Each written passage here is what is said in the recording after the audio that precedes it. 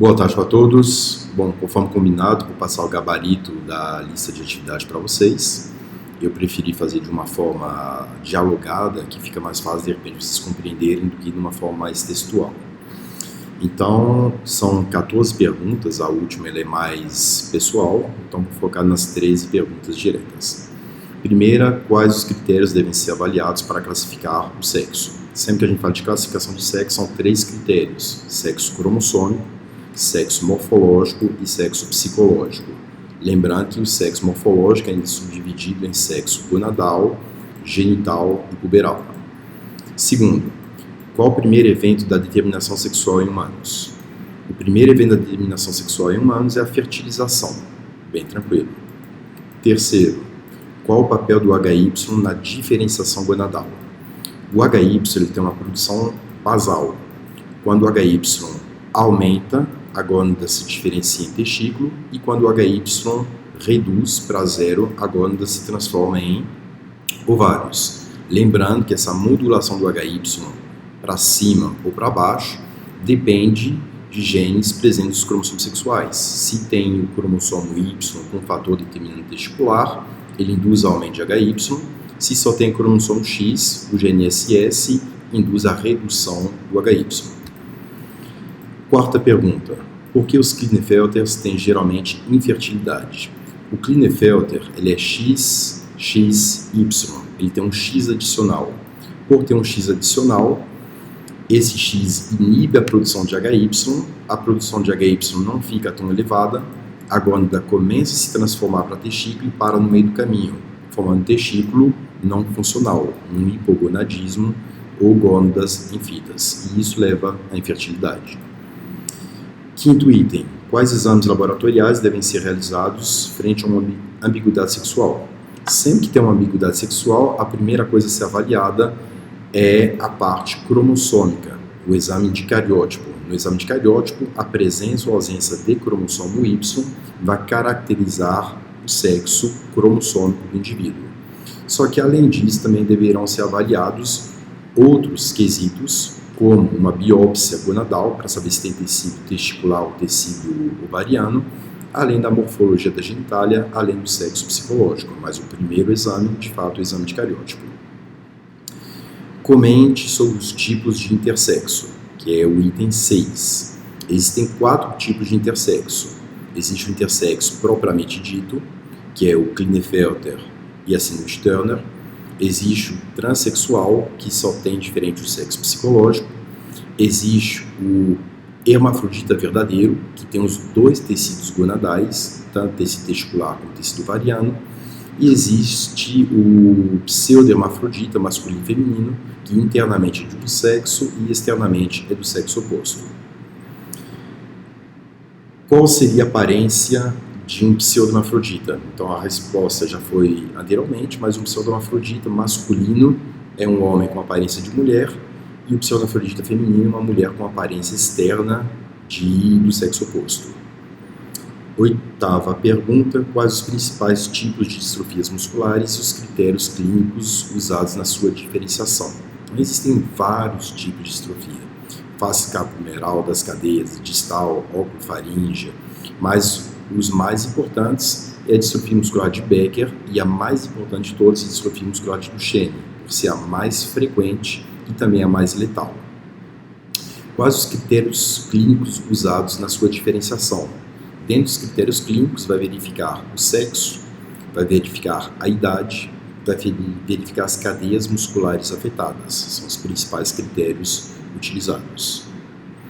Quais exames são requeridos no diagnóstico laboratorial das distrofias musculares? Diferencie-os. Isso aí é certeza que cai também. Quando a gente fala de exames laboratoriais nas distrofias musculares, nós temos vários exames diferentes.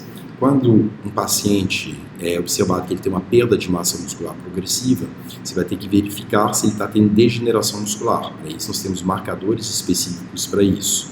Então, a gente falou da creatina fosfoquinase, ou CPK, né? E tem uma fração de CPK específica para a parte muscular, que é o CPK-MM. Então, quando tem uma degeneração muscular, o CPK-MM deve estar alterado.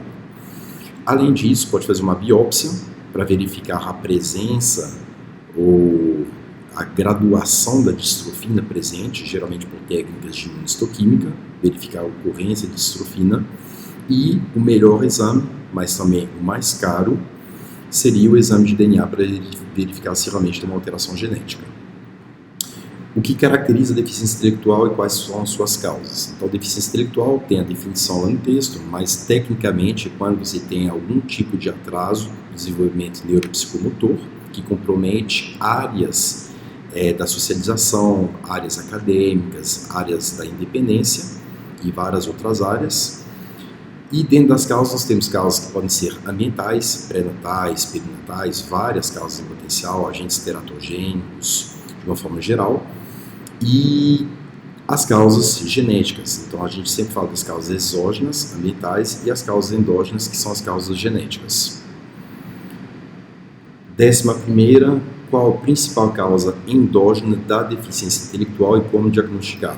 A principal causa endógena da deficiência intelectual no Brasil e no mundo é a síndrome de Down, que é caracterizada pela trissomia do cromossomo 21.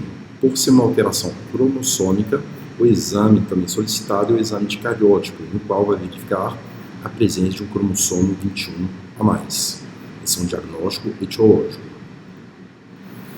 A 12ª, qual a segunda maior causa endógena de deficiência intelectual e como diagnosticá-la? A segunda maior causa endógena de deficiência intelectual é a síndrome do X frágil.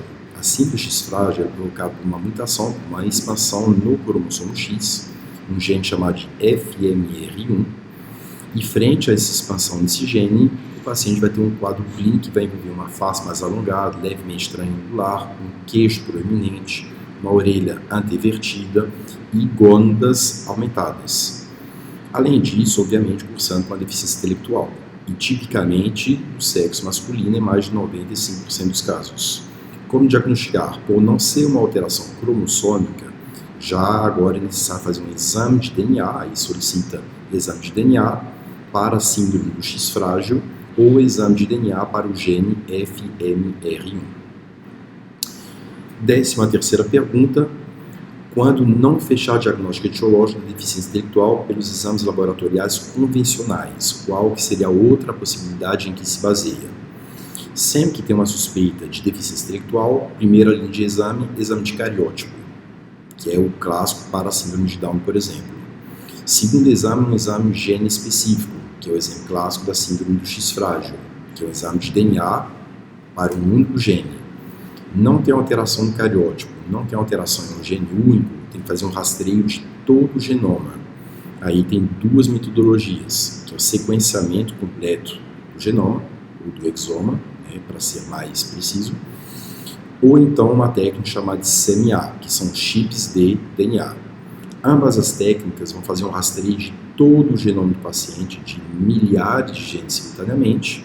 Isso é o embasamento técnico do CMA, do sequenciamento, faz o rastreio de todos os genes para tentar identificar mutações de ponto, ganho de material genético, perda de material genético dentro desses genes. E a 14ª, qual a importância do diagnóstico etiológico na prática médica? É uma visão pessoal, para ver se vocês conseguiram fazer uma colocação, porque além do diagnóstico clínico, que é fundamental, muitas vezes é importante também verificar a causa. E isso, do meu ponto de vista, eu acho extremamente importante para fazer um tratamento mais assertivo, para poder evitar o risco de recorrência de condições dentro de uma família e várias outras motivações que fica a critério de vocês, ok? Se vocês tiverem qualquer dúvida, estou à disposição. Um beijo para todos e até a nossa prova.